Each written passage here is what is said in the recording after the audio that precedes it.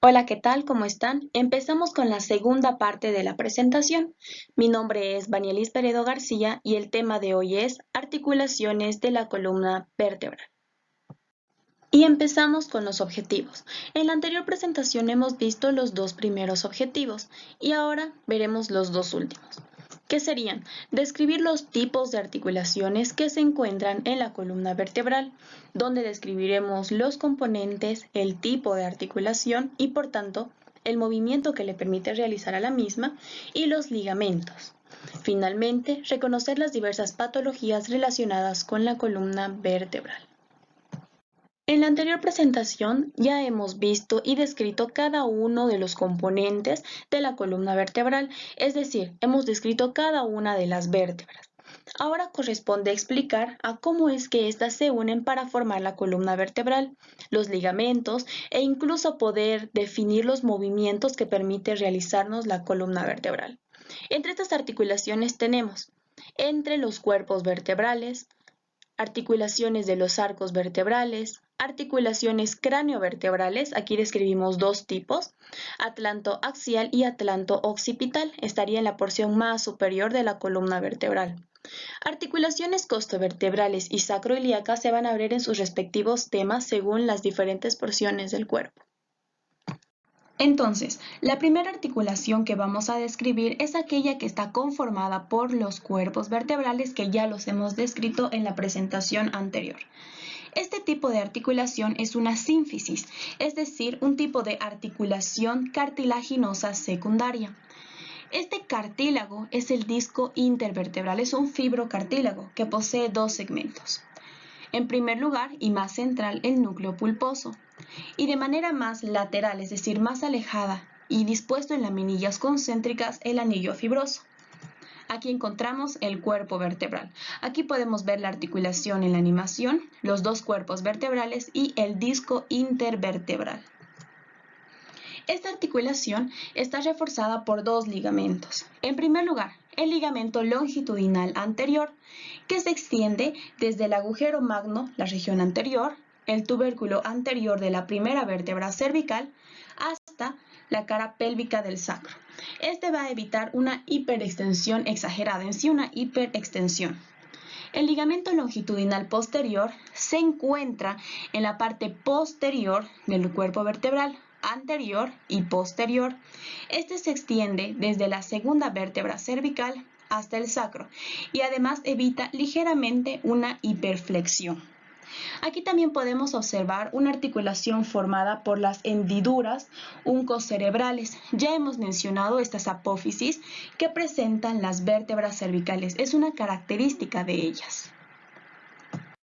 Muy bien, el otro tipo de articulación que vamos a ver es aquellos que están conformados por los arcos vertebrales o en sí por las apófisis articulares. Como ya sabemos, estas sean superiores o inferiores, presentan disposiciones de tal manera que puedan emparejarse entre sí.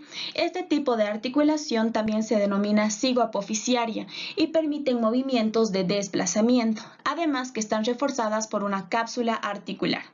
Esta es la articulación cigoapofisiaria. ¿Cuáles son los ligamentos que la refuerzan? En primer lugar, el ligamento amarillo, que está dirigiéndose entre las láminas de la vértebra superior hasta la inferior. Además, tienen una dirección medial. El otro ligamento, los ligamentos transversos, son bilaterales, que van desde las apófisis transversas de la vértebra superior hasta la vértebra inferior. Los otros dos ligamentos son los ligamentos supraespinosos, que van desde la vértice de la apófisis espinosa de la vértebra superior hasta la vértebra inferior, pero los ligamentos interespinosos van desde la raíz hasta el vértice de la apófisis espinosa. Cabe mencionar también al ligamento nucal, que va desde la protuberancia occipital exterior hasta las apófisis espinosas de las vértebras cervicales. Y finalmente vemos las articulaciones craniovertebrales. Tenemos dos tipos de estas articulaciones, la articulación atlanto-occipital y la atlanto-axial. ¿Cuáles son sus componentes? En primer lugar, el hueso occipital, el atlas y el axis. Estos tipos de articulaciones son de tipo sinovial, sin discos intervertebrales y además nos permiten una amplia gama de movimientos. Respecto a la primera articulación, la atlanto-occipital, sus segmentos son las carillas articulares superiores y los cóndilos occipitales. Este tipo de articulación está forzada o en sí protegida por las membranas atlanto-occipitales, una anterior que va del agujero magno, la región anterior, hasta el arco anterior del atlas, y la membrana atlanto-occipital posterior desde la región posterior del agujero magno hasta el arco posterior del atlas. Además, la membrana atlanto-occipital anterior se continúa con el ligamento longitudinal anterior. Y finalmente, como segundo componente de las articulaciones craneovertebrales, son aquellas que están conformadas por el atlas y por el axis. ¿Por qué digo son? Hablando en plural, debido a que son tres tipos de articulaciones que hay en esta articulación atlantoaxial, dos laterales y una media. Las laterales conformadas por la cara inferior de las masas laterales del atlas y la media, que está conformada por el diente del axis y por la carilla del atlas para el diente del axis. Además, las articulaciones laterales son de tipo sinoviales y la articulación media es de tipo troncoide, por tanto va a permitir movimientos de rotación. ¿Cuáles son los ligamentos que lo están reforzando? En primer lugar, y ya lo hemos visto en la primera presentación, el ligamento transverso del atlas, que va desde sus masas laterales. El ligamento cruciforme, que tiene la forma de una cruz, conformada por el ligamento transverso del atlas y también por fascículos longitudinales.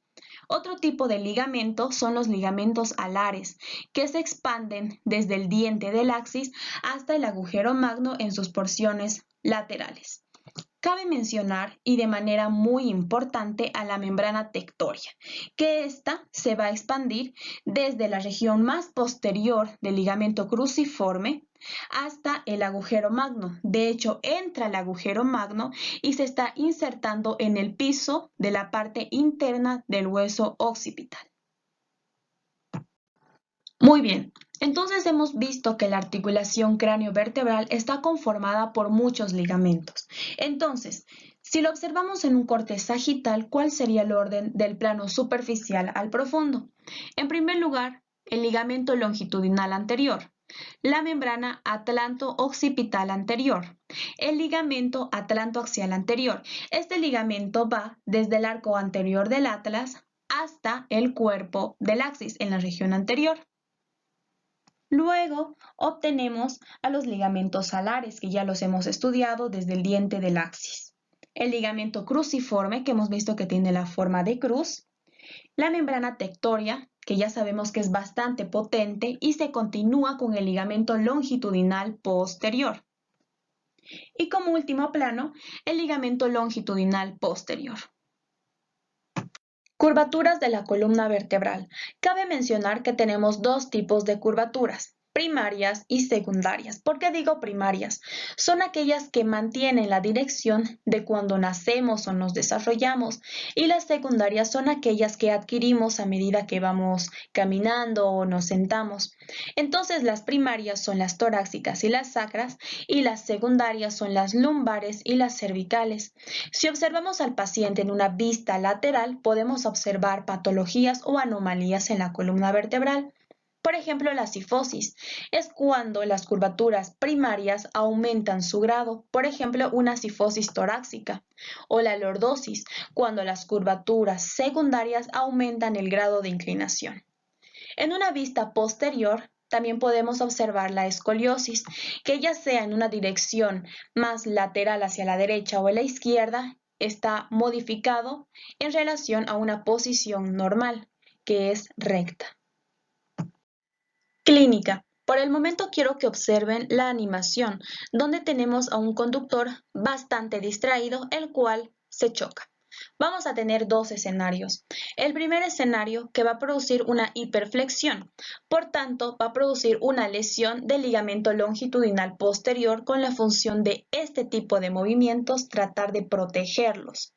El segundo escenario es que se produzca una hiperextensión. y con la cabecera baja. ¿Qué es lo que sucede? Va a lesionar al ligamento longitudinal anterior, que es bastante potente, incluso se está extendiendo hasta los cuerpos vertebrales en sus regiones laterales, tapando a los agujeros intervertebrales. Por tanto, lesiona la médula espinal, los vasos sanguíneos, y hay muy poca probabilidad de vida. Muy bien. ¿Cuáles son los libros que he utilizado para hacer esta presentación? En primer lugar, Moore con la 7ª edición y Netter en la 6ª edición. También con algunos aumentos gracias a Anatomía Rouvier, la 11ª edición. De esta manera hemos acabado con la presentación. Espero que les haya gustado y que sea de utilidad. Como ya saben, en la descripción del video van a encontrar una pequeña evaluación sobre el tema. Nos vemos en otra oportunidad. Muchas gracias.